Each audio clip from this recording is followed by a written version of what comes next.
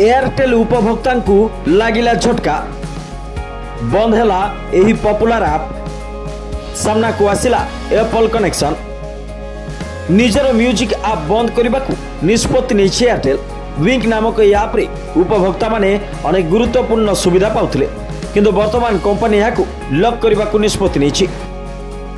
एक खबर कागज सहित कथबार्ता बेले एयरटेल अधिकारी निजे यह निश्चित करछन्ति।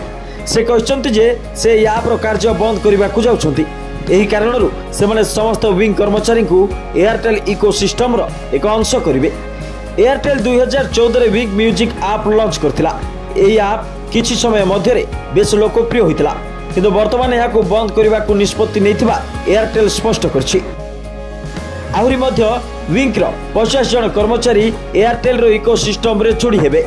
विंग लिंक्डइन पृष्ठ रे दर्शा जायछि जे वर्तमान कंपनी रे 50 जन कर्मचारी थिले एवं वर्तमान सेमानकु एयरटेल रो आभ्यंतरीण सिस्टम को स्थानांतर करा जिवो। विंग यूजर्स को जणे देबाकू चाहू जे कंपनी एथिपे एप्पल सहित हाथ मिलाइछि। वर्तमान उपभोक्ता मानकु एप्पल म्यूजिक रो एक्सेस दिया जिवो। यार अर्थ सेमाने एप्पल म्यूजिक उपभोग करि परिबे।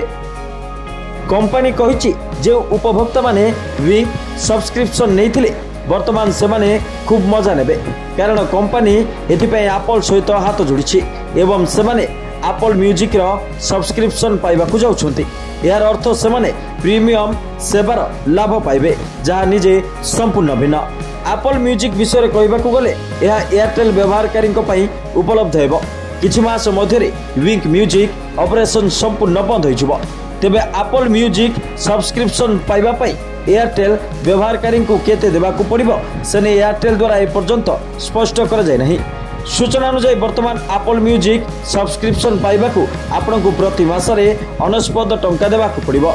यह व्यतीत एयरटेल केउ अतिरिक्त लाभ पाइबो ताहा मध्य स्पष्ट करि नाही किंतु कंपनी निश्चित भाव में कहिछि जे एयरटेल व्यवहारकारी माने ए सेवार लाभ उठाई परिबे।